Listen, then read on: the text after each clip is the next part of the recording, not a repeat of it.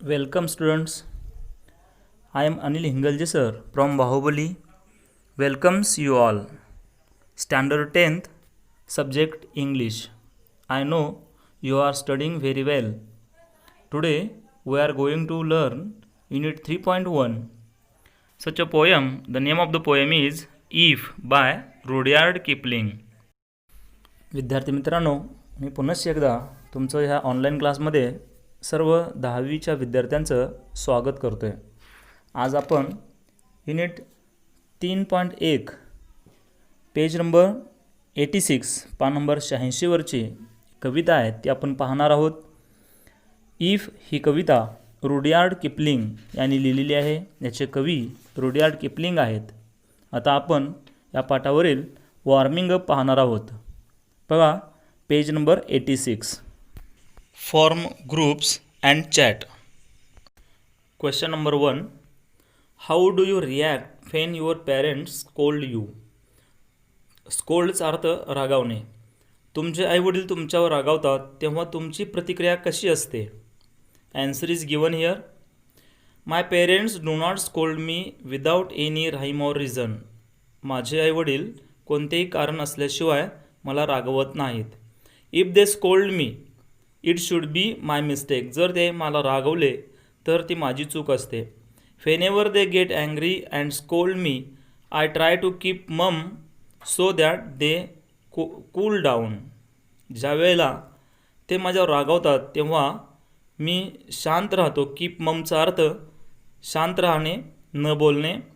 So that they cool down त्यामुळे ते शांत होतात. I also accept my mistake frankly. मी माझे ज्या चुका असतील त्या प्रांजळपणे मान्य करतो.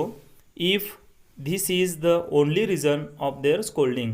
जर त्यांच्या रागवण्याचं हेच कारण असेल तर माझी चूक असली आणि ते रागवले तर मी ती चूक मान्य करतो, ॲक्सेप्ट करतो आणि शांत राहतो. Question number 2. How do you feel when someone insults you. एखादी व्यक्ती तुमचा अपमान करते तेव्हा तुम्हाला कसे वाटते. Answer is given here. When someone insults me. जेव्हा कोणीतरी माझा अपमान करते. I try to find out the reason why he she behaves like that. मी ती व्यक्ती तशी का वागली हे शोधायचा प्रयत्न करतो. माझा अपमान का केली ह्याचं कारण शोधण्याचा प्रयत्न करतो. If there is a mistake from my side. जर माझ्याकडून काही चूक असेल I try to avoid the same mistake again. ती पुन्हा मी होऊ नये म्हणून प्रयत्न करतो. ती पुन्हा चूक होऊ नये म्हणून प्रयत्न करतो. I never get angry even if someone insults me for my pretty mistake. एखादी माझी मोठी चूक झाली असेल तर मी मात्र त्याच्यावरती उलट रागवत नाही. कधीही रागवणार नाही किंवा रागवत नाही. Next activity. How would you react when you are cheated by your friend. तुमच्या मित्राने किंवा मैत्रिणीने तुम्हाला फसवले तर तुम्ही कसे वागाल. ॲन्सर इथं उत्तर दिलेलं आहे बघा. I am quite sure that any of my friend wouldn't dare to cheat me. मला नक्की खात्री असेल की माझा कोणताही मित्र मला फसवणार नाही. But if it happens. जर असं घडलं I would try to make him her realise whatever he she has done is very wrong. जर असं घडलंच तर मी तो किंवा ती म्हणजे मित्र किंवा मैत्रीण जो असेल त्याला जाणीव करून देईन की she has done is what she has done is wrong. तिनं जे काही केलं आहे ते चुकीचं आहे असं तिला मी समजावून सांगेन. And whatever he she has done is not good for him her too. आणि जे काही त्यानं केलेलं आहे ते त्याच्यासाठी देखील योग्य नाही आहे, चांगलं नाही आहे असं मी त्याला समजावेन, सांगेन. Activity number 4. Why is it wrong to make difference among friends who belong to different classes किंवा क्लास, कलर ऑर कम्युनिटी. वेगवेगळ्या वर्गाच्या, वर्णाच्या किंवा जातीच्या मित्रामध्ये भेद करणे का चुकीचे आहे. We are friendly with those who are good at soul and mind. जे मनानं स्वभावानं चांगले असतात त्यांच्याशीच आपण मैत्री करतो. When our behaviour and mind match with each other we become friends. जेव्हा आपले वागणे किंवा मन जुळतात एकमेकाशी आपण खूप चांगल्या पद्धतीनं मैत्री करतो, आपण मित्र बनतो. I personally feel that friendship is not built on the basis of caste, colour or community. I personally feel that, मला व्यक्तिगतरित्या असं वाटतं की मैत्री ही जात, वर्ण किंवा कोणत्याही जमातीवरून किंवा वर्गावर अवलंबून नसते. It develops on the basis of how we understand one another. ती आपली मैत्री वाढते कशामुळं? On the basis of how we understand one another. आपण एकमेकाला किती समजावून घेतो त्याच्यावरतीच आपली मैत्री टिकते किंवा ती वाढत जाते. Next activity, complete the table by providing suitable responses to the given actions. दिलेल्या ॲक्शन्सना रिस्पॉन्स म्हणजे क्रियांना प्रतिक्रिया काय असेल ते लिहा. ॲक्शनमध्ये दिलं आहे first activity, you are punished by the teacher without any reason. Answer is given here, इथं उत्तर दिलेलं आहे. म्हणजेच you are punished by the teacher without any reason, कोणत्याही कारणाशिवाय तुमच्या शिक्षकांनी तुम्हाला शिक्षा केली. I shall not lose my temper, मी माझा राग अनावर होऊ देणार नाही, मी राग येऊ देणार नाही. But I shall talk to the teacher afterwards to clear the doubts. I shall talk to the teacher, मी शिक्षकांशी बोलेन, चर्चा करेन, नंतर चर्चा करेन आणि ज्या काही शंका असतील त्या दूर करून घेईन, क्लिअर करून घेईन. Number 2, your friends spread rumours about you. तर इथं रूमर्स म्हणजे अफवा. तुमचे मित्र तुमच्याबद्दल अफवा पसरवत आहेत, तुमची त्याच्यावरती काय प्रतिक्रिया असेल. I shall try to keep myself cool, मी माझ्यासाठी इथे एक फ्रेज दिला आहे, टू कीप मायसेल्फ कूल म्हणजे टू कीप वनसेल्फ कूलचा अर्थ शांत राहणे. And confident and try to find out the reason, मी आत्मविश्वासानं शांत राहीन, डोकं शांत ठेवीन आणि काय करेन, try to find out the reason, आणि त्याचं कारण, अफवा का पसरवत आहेत त्याचं कारण शोधायचा प्रयत्न करेन. Next activity, someone doubts you, कोणीतरी तुमच्यावरती शंका घेतं आहे, संशय घेतं आहे. प्रतिक्रिया काय असेल माझी, I shall try to clear his her doubts about my personally about me personally. I shall try to clear his her doubts, मी माझ्या बाबतीत त्याच्या मनात असलेल्या शंका कुशंका काय असतील तर त्या क्लिअर करायचा प्रयत्न करेन. Next activity, your relatives blames you for something, तुमचे नातेवाईक तुमच्यावरती काहीतरी ब्लेम ठेवतात, ठपका ठेवतात किंवा तुम्हाला दोष देतात कोणत्या तरी गोष्टीसाठी. ॲन्सर रिॲक्शन काय असेल, I shall try to find out the reason, मी त्याचं कारण शोधायचा प्रयत्न करेन. आणि I shall convince him her not to blame me unnecessarily, आणि मी त्यांना समजवायचा प्रयत्न करेन की मला विनाकारण अननेसेसरीली माझ्यावरती ठपका किंवा मला दोष देऊ नका असं समजवण्याचा प्रयत्न मी करेन. Next activity, someone hurts you, कोणतरी तुम्हाला दुखावलं.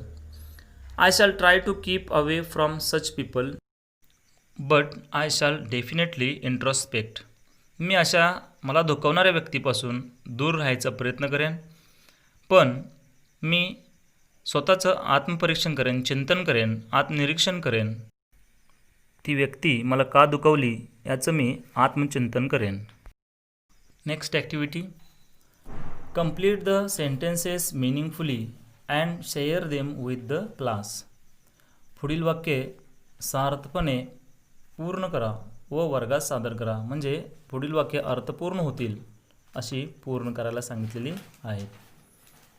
Number 1, if you read books you will gain knowledge, जर तुम्ही पुस्तक वाचलीत तर तुम्हाला ज्ञान मिळेल. Second activity, if you do exercise daily, जर तुम्ही दररोज व्यायाम केला, यू विल बिकम हेल्दी, तुम्ही निरोगी राहाल. If you work hard you will pass the exam, if you study hard असं लिहिलं तरी हरकत नाही, you will pass the exam. Next activity, if you respect others will respect you, जर तुम्ही दुसऱ्यांना आदर दिलात तर दुसरे देखील तुम्हाला तुमचा आदर करतील. We should accept the truth if we know it very well. जे असेल ते सत्य आपल्याला स्वीकारायलाच हवं. विद्यार्थी मित्रांनो, जर ही वाक्य बघितलात तर ह्या प्रत्येक वाक्याच्यामध्ये इफचा वापर केलेला आहे आणि पुढील वाक्य जे आहे ते भविष्यकाळाचं वाक्य आहे. म्हणजे these sentences are conditional clauses. ही वाक्य सगळी इफनं जोडलेली आहेत किंवा इफनं सुरू झालेली आहेत, म्हणून ही कंडिशनल क्लॉजची एक्झाम्पल्स आहेत. Next activity, classify the following into weaknesses and strengths. पुढील बाबींचे दोष व गुणविशेष या 2 स्तंभात वर्गीकरण करा. खाली काही शब्द दिलेले आहेत, मी वाचतोय बघा, आणि ती विकनेसेस आणि स्ट्रेंथ असं त्याचं क्लासिफिकेशन करायचं आहे. कॉन्फिडन्स आत्मविश्वास, क्लॅरिटी स्पष्टता, कन्फ्युजन गोंधळ, वरी चिंता, करेज साहस किंवा धाडस, कॉवर्डिस भित्रेपणा, कंपॅशन करुणा, ब्रेवरी शूरता, हेजिटेशन म्हणजे कचरणे किंवा एखादी गोष्ट करण्यास धजणे, पंक्च्युअलिटी म्हणजे वक्तशीरपणा, लेझिनेस आळशीपणा, अँगर राग, फेथ विश्वास श्रद्धा, पेशन्स संयम, ॲम्बिशन महत्त्वाकांक्षा, जनरस उदार, इम्पेशंट उतावीळ, चेअरफुल आनंदी, टॉलरंट सहनशील, ॲरोगंट उद्धट, ॲग्रेसिव्ह आक्रमक. यामध्ये काही विकनेसेस आहेत आणि काही स्ट्रेंथ्स दर्शवणारे शब्द आहेत, ते इथं उत्तरात दिलेले आहेत. विकनेसेसमध्ये फिअर, कन्फ्युजन, वरी, कॉवर्डिस, हेजिटेशन, लेझिनेस, अँगर, इम्पेशन्स, ॲरोगंट आणि aggressive. Strengths confidence, clarity, courage, compassion, bravery, punctuality, faith, patience, generous, cheerful, tolerant, ambition. Students, let's see on page number 87 about the poet Rudyard Kipling. Rudyard Kipling was born in 1865 and died in 1936. त्यांचा जन्म 1865 साली झाला व त्यांचा मृत्यू 1936 मध्ये झाला. Rudyard Kipling was an English journalist, short story writer, poet and novelist. Rudyard Kipling हे एक इंग्रजी पत्रकार होते, कवी होते, तसेच लघुकथा लेखकही होते आणि नॉवेलिस्ट म्हणजे कादंबरीकारही होते. Kipling was one of the most popular writers in the United Kingdom in both prose and verse. Rudyard Kipling हे एक सुप्रसिद्ध असे लेखक म्हणून ओळखले गेले. त्यांचा कालखंड जो आहे तो late 90s and early 20th centuries म्हणजेच 19व्या शतकाच्या अखेर आणि 20व्या शतकाच्या सुरुवातीच्या कालखंडात ते एक प्रसिद्ध लेखक म्हणून ओळखले जात होते. ते गद्य व पद्य या दोन्ही प्रकारामध्ये लेखन करणारे ब्रिटिश लेखक व कवी होते. He was awarded the Nobel prize for literature in 1907 at the age of 42. अवघ्या 42व्या वर्षी म्हणजेच 1907 साली त्यांना साहित्यामधला सर्वश्रेष्ठ असणारा नोबेल पारितोषिकानं त्यांना सन्मानित करण्यात आलं. He was the first writer writing in English to receive the prize. ते नोबेल पारितोषिक मिळवणारे पहिले ब्रिटिश लेखक होते. This poem deals with advice given by father to his son. म्हणजेच इफ ही कविता वडिलांनी मुलांना दिलेला उपदेश याबाबतची आहे. Students, in this poem writer or poet is in the role of father. He is advising to his child or son. If या कवितेमध्ये कवी वडिलांच्या भूमिकेतून मुलाला आयुष्यातील वाटचालीबाबत मार्गदर्शन करत आहेत. कवितेतील वडील आपल्या मुलाला आयुष्यातील यशाच्या कल्पनेबद्दल सल्ला देत आहेत. Father is advising about the success in life. कवितेतील प्रत्येक ओळीमध्ये कवीने वडिलांना आपल्या मुलामध्ये अपेक्षित असणाऱ्या आदर्श गुणवैशिष्ट्याबाबत दृष्टिकोन व्यक्त केला आहे. चला तर मग आपण स्टार्ट करूया. First stanza. फर्स्ट लाईन इफनं सुरू आहे. जर तुम्ही या कवितेचं निरीक्षण केला तर प्रत्येक ओळ ही इफनं सुरू आहे, कंडिशनल क्लॉजनं सुरू आहे. इफचा अर्थ जर. If you can keep your head when all about you are losing theirs and blaming it on you. बघा, बोल्ड टाईपमध्ये keep your head. Keep your हेडचा अर्थ आहे डोके शांत ठेवणे, म्हणजेच उतावीळ न होता शांत राहणे. आजूबाजूचे लोक संतापले असतील. When all about you are losing theirs. To lose theirs म्हणजे संतापणे, चिडणे, राग येणे. And blaming it on you, आणि तुम्हाला काय करत असतील तर दोष देत असतील, त्यावेळेला तुम्ही शांत राहा. म्हणजेच मुलाला त्यांनी शांत राहण्याचा प्रयत्न करावा असं सुचवलेलं आहे. If you can trust yourself when all men doubt you but make allowance for their doubting too. Make अलाउन्सचा अर्थ काय आहे तर एखादी गोष्ट विचारात घेणे. Consider what others also have to say about something. दुसरी लोक एखाद्या गोष्टीबद्दल काय म्हणत आहेत याचाच अर्थ आहे make allowance for. If you can trust yourself when all men doubt you but make allowance for their doubting too. जर अन्य लोक आपल्यावर संशय घेत असतील, डाऊट घेत असतील, मुलाने त्यावेळेला स्वतःवर विश्वास ठेवावा असं कवी म्हणत आहेत. त्याचबरोबर लोकांनी केलेल्या टीका जी आहेत त्या टीका यांच्याकडं कसं पाहायला सांगितले, सकारात्मक दृष्टीनं पाहायला सांगितले. Make allowance for their doubting. ते डाऊट घेणं ह्या गोष्टीकडं सकारात्मक दृष्टीनं पाहायला वडिलांनी मुलाला सांगितलेलं आहे. If you can wait and not be tired by waiting or being lied about don't deal in lies or being hated don't give way to hating and yet don't look too good nor talk too wise. Difficult words बघ काय काय आहेत. Being lied about ग्लोसरीमध्ये दिलेलं आहे. Being lied अबाउटचा अर्थ false things spoken about oneself by others. म्हणजे खोट्या गोष्टी बोलल्या जाणे, एखाद्या व्यक्तीबद्दल खोटं सांगितलं जाणे.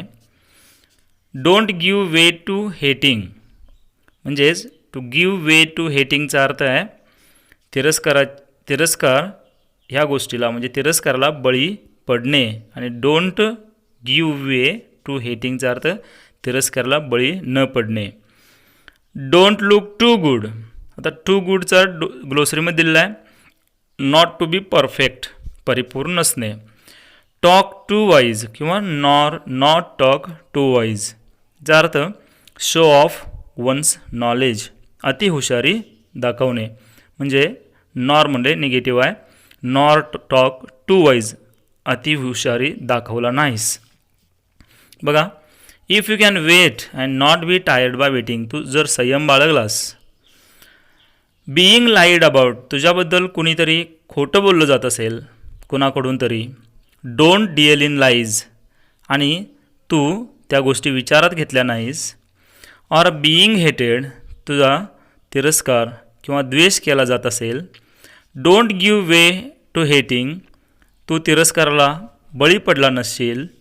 And yet don't look too good, आणि स्वतःला परिपूर्ण समजला नसशील. नॉर टॉक टू वाईज, आणि स्वतःला अति हुशार आहे असंही दाखवलं नाहीस.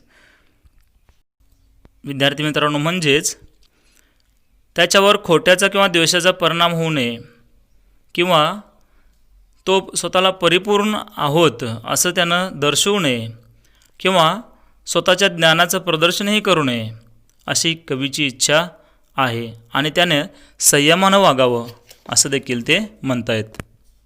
If you can dream and not make dreams your master. If you can think and not make thoughts your aim. If you can meet with triumph and disaster and treat those two impostors just the same.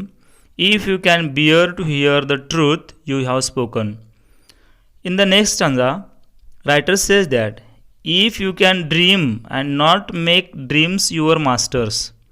बघा, आपल्या मुलाला सांगताना ते म्हणत आहेत की स्वप्न पाहायला सांगत आहेत, पण त्याचबरोबर स्वप्नांना स्वतःवर स्वार होऊ देऊ नकोस असं सांगतायत. म्हणजेच स्वप्नांचा गुलाम बनला नाहीस किंवा बनून देऊ नकोस. स्वप्न पहा पण त्याचा गुलाम बनू नकोस. If you can think and not make thoughts your aim. जर त्याला विचार करावा असं सांगितलं आहे, मात्र विचारांच्या फार आहारी जाऊ नये असंही ते सांगतायत. If you can meet with triumph and disaster and treat those two impostors. बघा, 2 इम्पोस्टर्स आहेत. आता इम्पोस्टर्स म्हणजे काय, ग्लोसरीमध्ये पण अर्थ दिला आहे, one who deceives others by pretending to be someone else. आपण कोणीतरी दुसरेच आहोत असे भासवणारं. आणि 2 इम्पोस्टर्स कोण आहेत, बहुरूपी कोण आहेत. आभास 2 गोष्ट, कुठल्या 2 गोष्टींचा आहे तर ट्रायम्फ अँड डिझास्टर. ट्रायम्फ म्हणजेच विजय आणि डिझास्टर म्हणजे संकट, आपत्ती. ह्या 2 गोष्टी कशा आहेत, आभासी आहेत. म्हणजे विजय आणि पराजय हे केवळ आयुष्यातील काय आहेत, आभास आहेत. आणि यामुळेच काय राहावं, मुलांना आपल्याला आपल्या ह्या 2 गोष्टीपासून दूर राहावं. म्हणजेच विजय मिळाला, यशस्वी झाला म्हणून खूप उतावळी होऊ नकोस. आणि संकट आलं किंवा आपत्ती आली म्हणजे नाराज देखील होऊ नकोस, निराश देखील होऊ नकोस. If you can bear to hear the truth you have spoken. आणि या दोन्ही गोष्टी ज्या आहेत त्या दोन्ही स्थितीपासून मुलानं अलिप्त राहावे असा सल्ला लेखकाने, कवीने आपल्या मुलाला दिलेला आहे. If you can bear to hear the truth you have spoken, twisted by knaves to make a trap for fools, or watching the things you gave your life to broken, and stoop and build them up with worn out tools. म्हणजेच इथं if you can bear to hear the truth you have spoken twisted by knaves. Twisted by knaves म्हणजे काय, तर knaves म्हणजे इथं मूर्ख लोक, नीच लोक, फसवे लोक म्हणजेच स्लेव्ज म्हणलेलं आहे. ट्विस्टेडचा अर्थ काय, ट्रुथ ट्विस्टेड म्हणजेच सत्य जे आहे ते वळवून सांगणे किंवा चुकीच्या पद्धतीनं सांगणे. म्हणजेच तू जे सत्य बोललास आणि ते अप्रामाणिक लोक, फसवे लोकांच्याकडून आपले सत्य चुकीच्या पद्धतीनं सांगितलं जात असेल. To make a trap for fools, आणि ते मूर्ख लोकांना खरं वाटत असेल. Or watching the things you gave your life to broken, जीवनामध्ये तू जे मिळवलेलं आहेस, निर्माण केलेलं आहेस ते खराब झालेलं पाहतोस. And stoop and build them up with worn out tools, आणि तू पुन्हा जोमानं ते जो डोलारा खराब झालेला आहे, कोसळलेला आहे, तो पुन्हा तू निर्माण करत असतोस. म्हणजेच की लोक त्याच्या शब्दाचा विपर्यास करून असत्याचा प्रसार करत असतील, खोट्याचा प्रसार करत असतील, की ज्यामुळे त्याने निर्माण केलेलं, उभारलेल्या अनेक गोष्टी असतील जीवनामधल्या त्या नष्ट होऊ शकतील. मात्र अशा परिस्थितीतही त्यानं काय करावं सांगितलं आहे तर टू कीप हिमसेल्फ काम, म्हणजे डोंट लूज हिज हेड. त्यानं शांत राहावं. अँड जे काही वर्नआउट टूल्स असतील, संसाधने असतील किंवा गोष्टी असतील त्यांची कमतरता असून देखील तू पुन्हा एकदा नव्यानं सुरुवात करावी असा सल्ला रायटरने, असा सल्ला पोएटने आपल्या मुलाला दिलेला आहे. Next, if you can talk with crowds and keep your virtue, or walk with kings nor lose the common touch, if neither foes nor loving friends can hurt you. बघा, if you can talk with crowds, तर क्राऊडचा अर्थ सामान्य लोक, common people असा अर्थ घ्यायचा. And keep your virtue याचा अर्थ आहे keep one's goodness or morals under any condition. Goodness and मॉरलचा अर्थ चांगुलपणा किंवा नीतिमत्ता, नैतिकता टिकवून ठेवणे. To keep one's virtue means नैतिकता टिकवून ठेवणे. ऑर वॉक विथ किंग्ज, आता किंग्ज आणि कॉमन पीपल किंवा क्राऊड्स अपोजिट आहे, विरोधाभास आहे इथं. किंग्जचा अर्थ समाजातील उच्च स्तरामधील लोक, उच्चभ्रू लोक. बघा, if you can talk with crowds and keep your virtue or walk with kings nor lose the common touch. म्हणजेच तू सर्वसाधारण लोकांमध्ये असताना देखील त्याने आपली नीतिमत्ता आणि आदर्शवरचा विश्वास ढळू देऊ नये. समाजाच्या उच्च स्तरामध्ये वावरत असताना देखील म्हणजेच किंग्ज म्हणलेलं आहे, त्याने आपला नम्रपणा सोडू नये. पुढं असं म्हटलं आहे, if neither foes nor loving friends can hurt you, if all men count with you but none too much, if you can fill with unforgiving minute with 60 seconds worth of distance run, yours is the earth and everything that's in it, and which is more you will be a man, my son. If neither foes nor loving friends can hurt you. बघा, फोज शत्रू, enemy, loving friends म्हणजेच आपले मित्र. मित्र आणि शत्रू हे दोन शब्द अपोजिट वर्ड्स आलेले आहेत. म्हणजेच या ठिकाणी अँटिथेसिस अलंकार होतो. Two opposite words occurred in the same line. शत्रूला आणि मित्रालाही दुखवू नये असं कवीचं मत आहे. त्याने सर्वांना समान वागणूक द्यावी.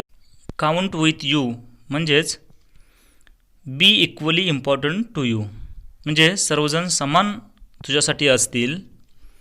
बट नन टू मच, एखादीच व्यक्ती आपल्या जवळची किंवा एखादीच व्यक्तीबद्दल तू विचार करू नकोस. If you can fill the unforgiving minute. Unforgiving मिनिटचा अर्थ आहे time that does not wait for anyone, म्हणजे प्रत्येक क्षण कसा आहे, अमूल्य आहे, व्हॅल्युएबल आहे. If you can fill the unforgiving minute with 60 seconds worth of distance run. 60 seconds worth of distance run याचा अर्थ आहे make good use of every second without wasting.